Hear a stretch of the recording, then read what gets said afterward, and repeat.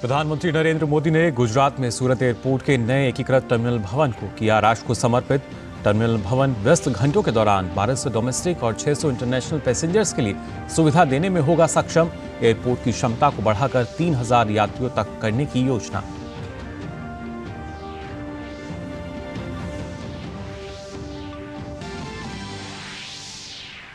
प्रधानमंत्री नरेंद्र मोदी ने दुनिया के सबसे बड़े कार्यालय भवन सूरत डायमंड बोर्ड्स का भी किया उद्घाटन। कहा, आज सूरत शहर की भव्यता में एक और डायमंड जुड़ा। दुनिया को देश की सामर्थ्य दिखाता है डायमंड बोर्ड्स। पीएम मोदी आज से वाराणसी के 2 दिवसीय दौरे पर विकसित भारत संकल्प यात्रा में होंगे शामिल। नमो घाट पर काशी तमिल समागम के दूसरे चरण का भी करेंगे उद्घाटन।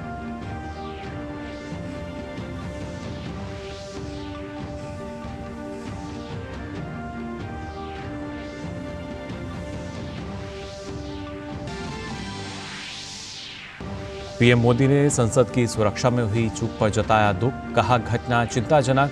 हिंदी दैनिक को दिए साक्षात्कार में बोले पीएम, मामले की गहराई में जाना जरूरी।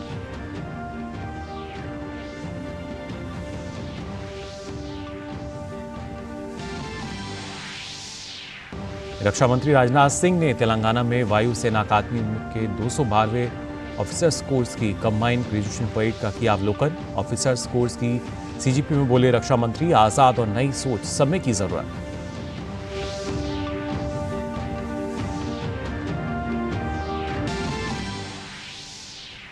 दक्षिण में तमिलनाडु और केरल में अलग अलग स्थानों पर सोमवार तक भारी बारिश जारी रहने की आशंका। उत्तर भारत के राज्यों में लगातार तापमान में गिरावट दर्ज। जम्मू कश्मीर में भारी बर्फबारी का पर्यटकों ने लिया आनंद।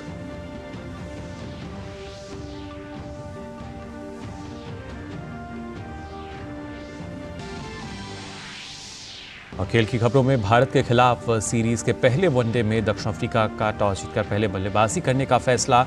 अफ्रीकी टीम को लगे शुरुआती झटके।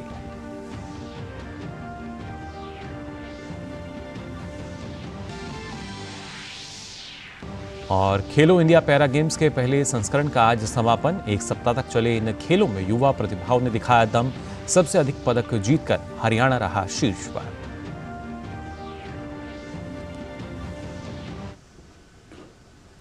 नमस्कार, आप देख रहे हैं डीडी न्यूज। मैं हूं मुकुल शर्मा और आइए खबरें देखते हैं विस्तार से।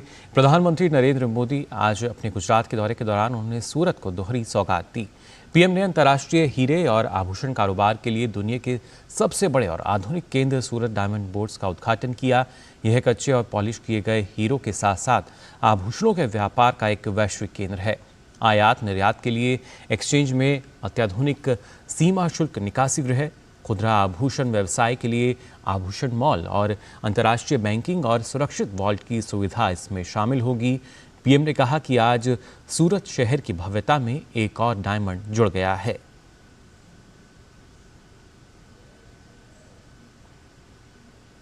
ऐसे आधुनिक होते सूरत को डायमंड बोर्ड्स के तौर पर इतनी बड़ी बिल्डिंग मिलना अपने आप में ऐतिहासिक है।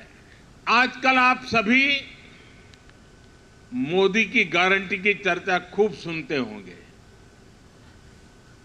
हाल के दिनों में जो चुनाव नतीजे आए उसके बाद ये चर्चा और बढ़ गई है। लेकिन सूरत के लोग तो मोदी की गारंटी को बहुत पहले से जानते हैं। यहां के परिश्रमी लोगों ने मोदी की गारंटी को सच्चाई में बदलते देखा है और इसी गारंटी का उदाहरण ये सूरत डायमंड बोर्ड्स भी है। इससे पहले प्रधानमंत्री नरेंद्र मोदी ने सूरत हवाई अड्डे पर नए एकीकृत टर्मिनल भवन का भी उद्घाटन किया। इस दौरान गुजरात के मुख्यमंत्री भूपेंद्र पटेल भी मौजूद रहे। टर्मिनल भवन व्यस्त घंटों के दौरान 1200 घरेलू यात्री और 600 अंतर्राष्ट्रीय यात्रियों को संभालने की क्षमता रखता है और इसमें सर्वाधिक व्यस्त घंटों के दौरान की क्षमता को 3000 यात्रियों तक बढ़ाने का प्रावधान है। वहीं प्रधानमंत्री ने आज उद्घाटित सूरत एयरपोर्ट के नए टर्मिनल को सूरत के विकास की दिशा में बेहद अहम कदम बताया। जब मैं पहले आता था यहाँ तो सूरत का एयरपोर्ट कभी कभी लगता है बस स्टेशन ज्यादा अच्छा कि एयरपोर्ट अच्छा। बस स्टेशन अच्छा लगता नहीं था, एक झोपड़ी जैसा था। आज कहां से कहां पहुंच गए, ये सूरत का सामर्थ्य दिखाता है। सूरत से दुबई की फ्लाइट आज से शुरू हो रही है। बहुत जल्द हांगकांग के लिए भी फ्लाइट शुरू होगी। गुजरात में अब 3 इंटरनेशनल एयरपोर्ट हो गए हैं। इससे डायमंड के अलावा यहां की textile industry, tourism industry, education और स्किल सहित हर सेक्टर को लाभ होगा। प्रधानमंत्री नरेंद्र मोदी ने गुजरात के सूरत में रोड शो भी किया। इस दौरान लोगों की भारी भीड़ उमड़ी। पीएम मोदी की एक झलक पाने के लिए बड़ी संख्या में लोग सड़कों पर मौजूद रहे। पीएम मोदी ने लोगों का गर्मजोशी के साथ अभिवादन किया।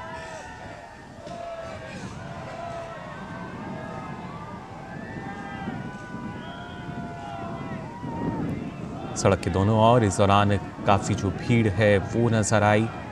हर कोई प्रधानमंत्री की एक झलक पाना चाहता था, देखना चाहता था। और ना सिर्फ सड़कों पर बल्कि दूर दराज जो घर थे उनकी छतों पर भी लोग जो हैं वो खड़े नजर आए प्रधानमंत्री नरेंद्र मोदी को देखने के लिए। गुजरात दौरे के दौरान सूरत की ये तस्वीर रोड शो की, जहां पे प्रधानमंत्री को देखने के लिए जो लोग हैं वो बड़ी संख्या में मौजूद थे सड़क के दोनों तरफ। और ना सिर्फ उन्होंने हाथ लाकर स्वागत किया प्रधानमंत्री का, बल्कि प्रधानमंत्री ने भी उन सभी का अभिवादन स्वीकार किया।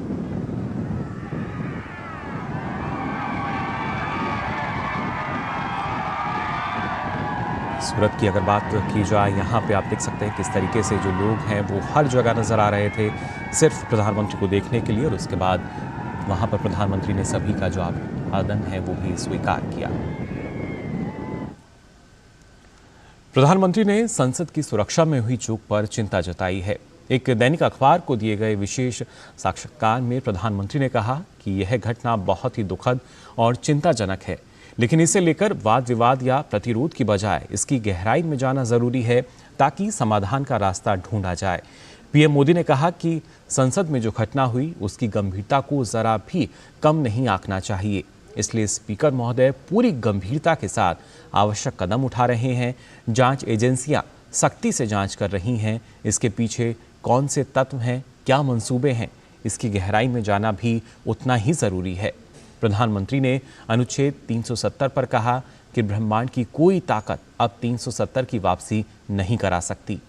हिंदी पट्टी के 3 राज्यों मध्य प्रदेश, छत्तीसगढ़ और राजस्थान की जीत को आगामी लोकसभा चुनाव के लिए भी संदेश बताते हुए प्रधानमंत्री ने कहा कि उनके लिए सीटों की गिनती से ज्यादा जनता के दिलों को जीतना प्राथमिकता है। उन्होंने कहा कि मैं इसके लिए मेहनत करता हूं और जनता झोली भर देती है।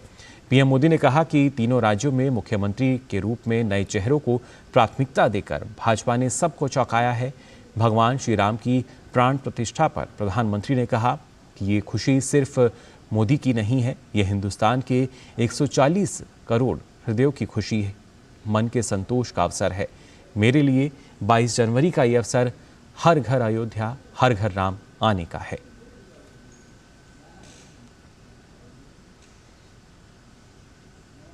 साक्षात्कार में पीएम मोदी ने अपनी गारंटी के बारे में बताया है। पीएम मोदी ने कहा कि गारंटी शब्द सिर्फ 3 अक्षरों तक सीमित नहीं है। सामान्य नागरिक के मन में गारंटी बोलते ही 4 प्रमुख मानदंड उभर कर सामने आते हैं। ये 4 मानदंड हैं नीति, नियत, नेतृत्व और काम करने का ट्रैक रिकॉर्ड।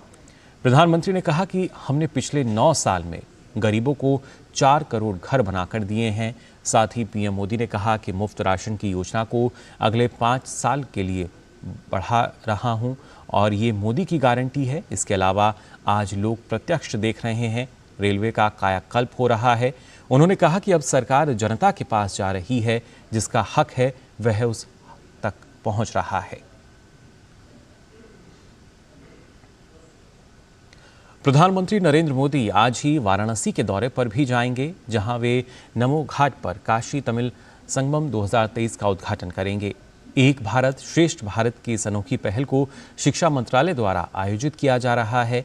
15 दिनों तक चलने वाले इस कार्यक्रम का समापन 30 दिसंबर को अगस्त्य मुनि के जन्मदिन के अवसर पर होगा। वाराणसी के नमो घाट से हमारे संवाददाता अजय मिश्रा की आइए खास रिपोर्ट देखते हैं। धर्म, आध्यात्म और ज्ञान की नगरी काशी भगवान रामेश्वरम की धरती यानी तमिलनाडु से आने वाले अपने विशिष्ट अतिथियों के स्वागत के लिए पूरी तरह तैयार है। मौका है काशी तमिल संगमम के दूसरे संस्करण का। भारत सरकार का शिक्षा मंत्रालय इस आयोजन के लिए नोडल मंत्रालय है। IIT मद्रास और काशी हिंदू विश्वविद्यालय के संयुक्त प्रयास से ज्ञान के दो प्राचीन नगरों की महान संस्कृति को एक दूसरे के और करीब आने का मौका मिलेगा। इस बार का फोकस उसी काम को जो पिछले साल शुरू किया था उसको और आगे बढ़ाना है और मुझे लगता है कि पिछले साल के अनुभव के हिसाब से इस बार और भी अच्छा आयोजन होगा। देखिए, हमारे देश की जो विविधता है उस विविधता में दक्षिण के लोग उत्तर की तरफ, उत्तर के लोग दक्षिण की तरफ अगर जाते हैं, समझते हैं, समय व्यतीत करते हैं तो ये एक बड़ी अच्छी बात होगी। इससे एक भारत श्रेष्ठ भारत की परिकल्पना को और मजबूती मिलेगी। वाराणसी में 17 दिसंबर से काशी तमिल संगमम का दूसरा संस्करण शुरू होगा। शिक्षा मंत्रालय के एक भारत श्रेष्ठ भारत कार्यक्रम का हिस्सा है काशी तमिल संगमम। दक्षिण भारत से करीब 1500 विशिष्ट अतिथि काशी तमिल संगमम का हिस्सा बनेंगे। काशी के नमो घाट पर होने वाले कार्यक्रम के लिए अब तक 42,000 से ज्यादा पंजीकरण हो चुके हैं। दक्षिण भारत के ये विशिष्ट अतिथि 7 विशेष संगमम ट्रेन से काशी पहुंच रहे हैं। 8 दिन के विशेष दौरे के लिए इन्हें 7 समूहों में बांटा गया है, जिनका नाम 7 नदियों पर है। गंगा, सिंधु, सरस्वती, यमुना, कावेरी, गोदावरी, नर्मदा समूह काशी यात्रा पर पहुंचेगा।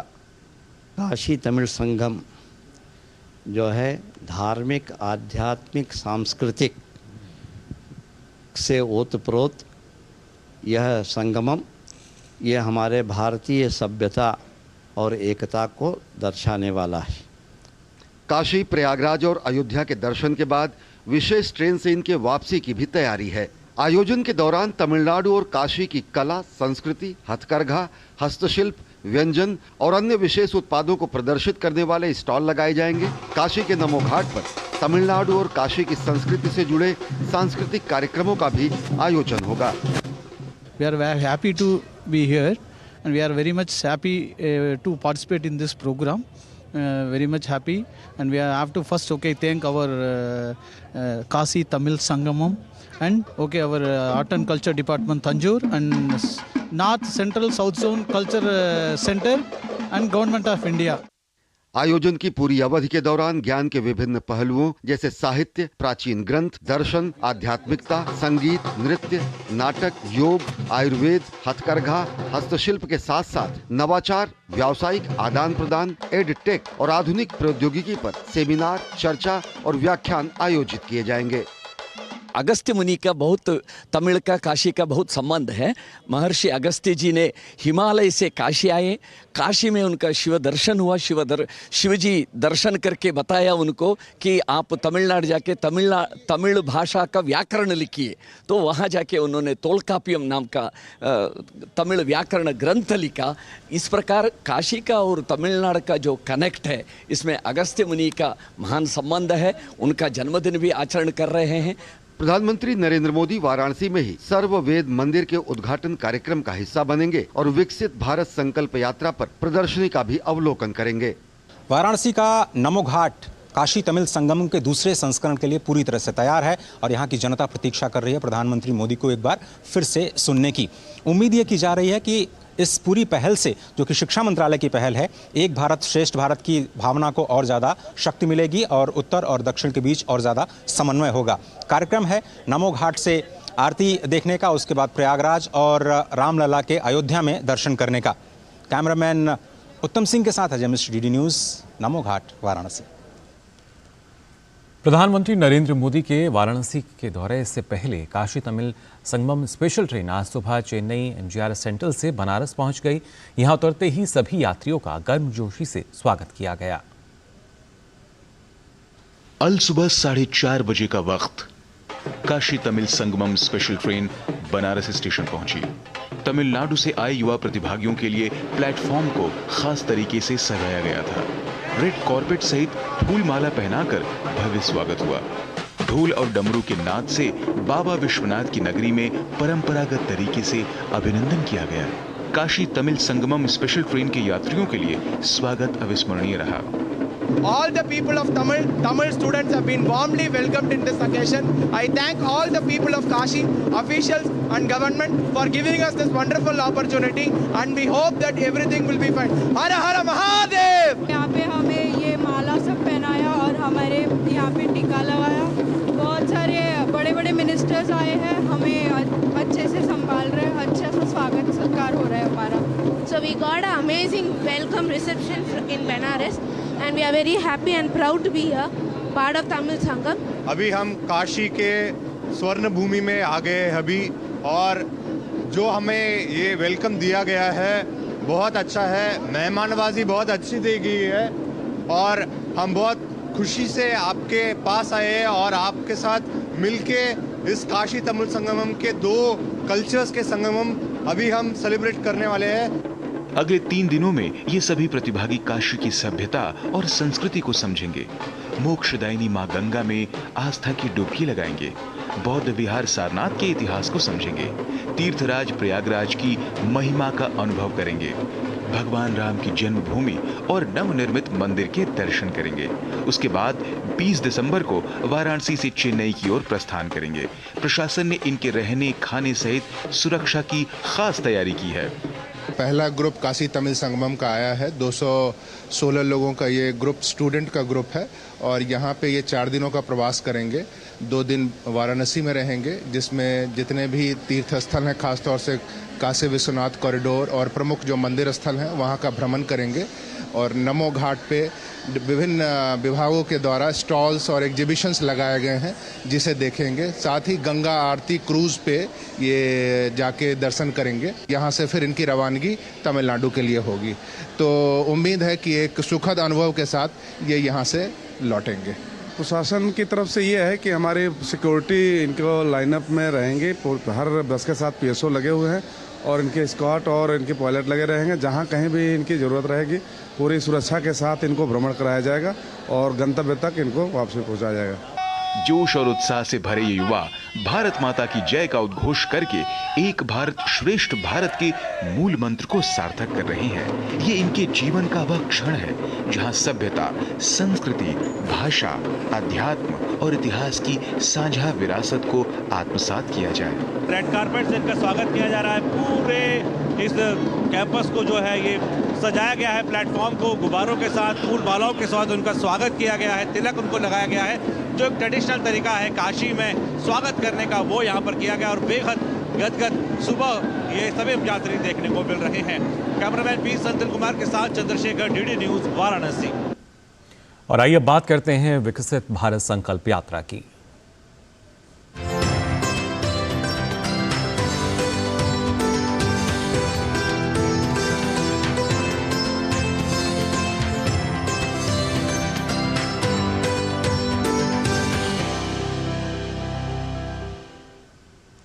विकसित भारत संकल्प यात्रा के लिए प्रधानमंत्री जिस कनिंग मेमोरियल स्कूल में स्टॉल का अवलोकन करेंगे और लाभार्थियों से संवाद करेंगे, इसकी तैयारियों के बारे में DD न्यूज से वाराणसी के मंडलायुक्त कौशल राज शर्मा ने जानकारी दी।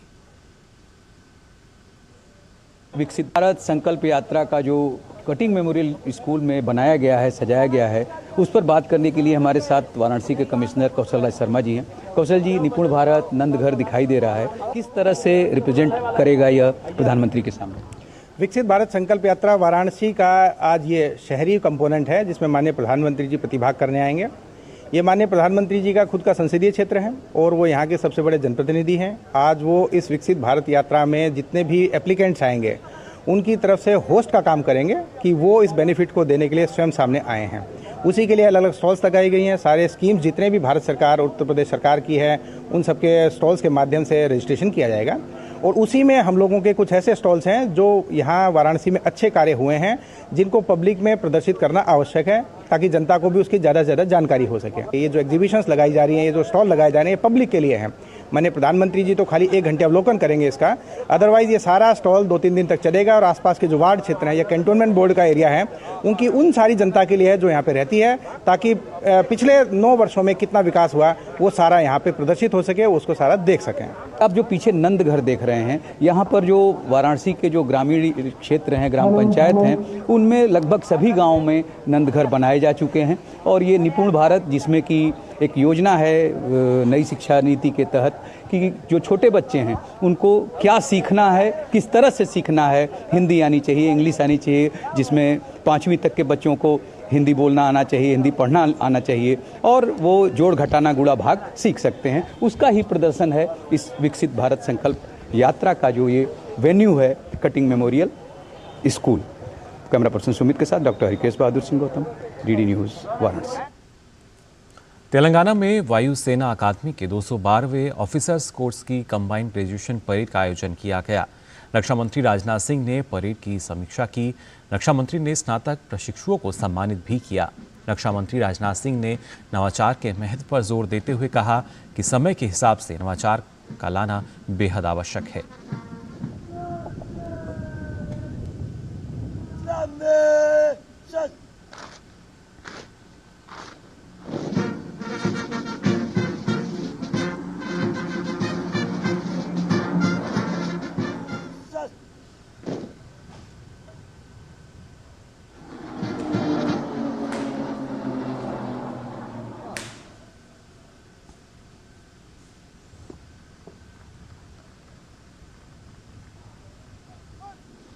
Officer Sonali Santosh, flying officer Raghunandan Singh, flying officer Yashasvi Joshi, assistant commandant Bhushan Pawar.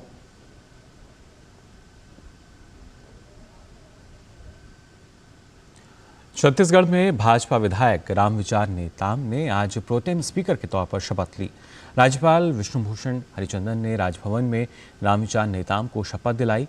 समारोह में छत्तीसगढ़ के मुख्यमंत्री विष्णुदेव साय, उप मुख्यमंत्री विजय शर्मा और अरुण साव, पूर्व मुख्यमंत्री डॉक्टर रमन सिंह के अलावा भाजपा विधायक भी मौजूद रहे।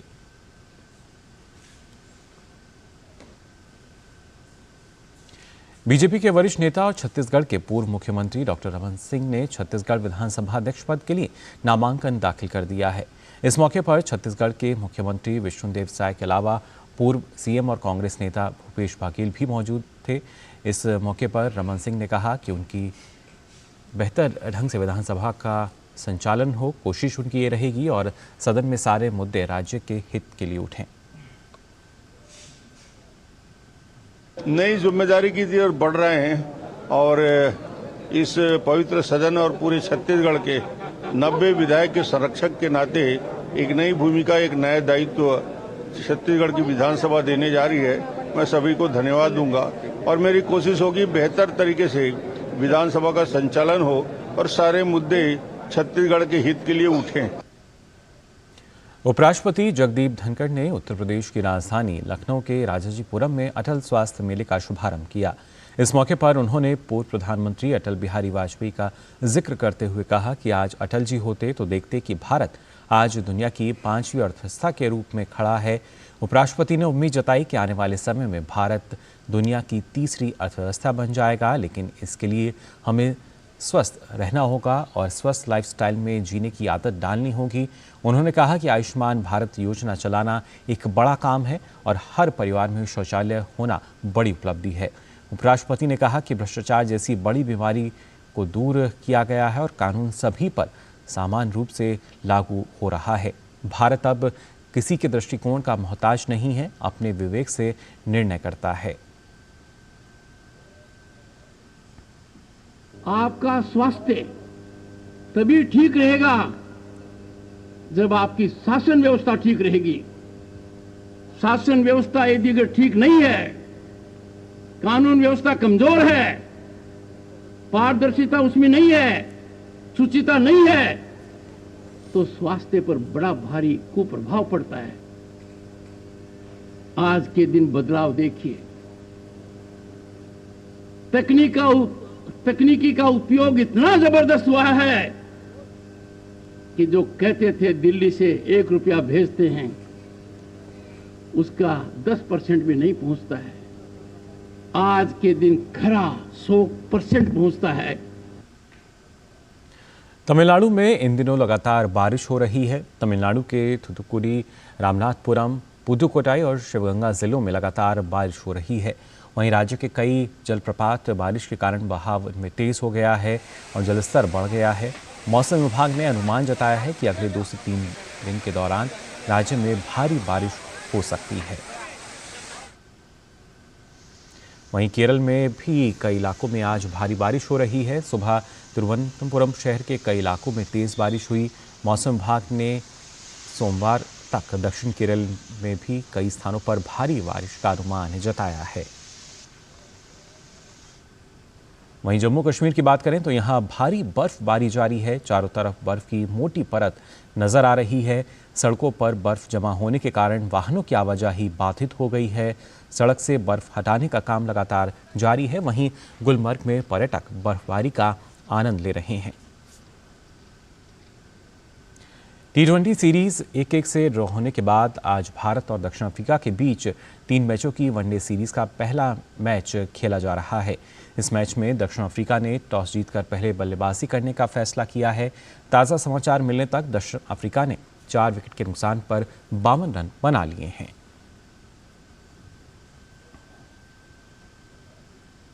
और फिलहाल के लिए इस बुलेटिन में बस इतना ही, लेकिन देश और दुनिया की तमाम खबरों के लिए आप बने रहिए DD न्यूज़ पर। मुझे दीजिए अनुमति। नमस्कार।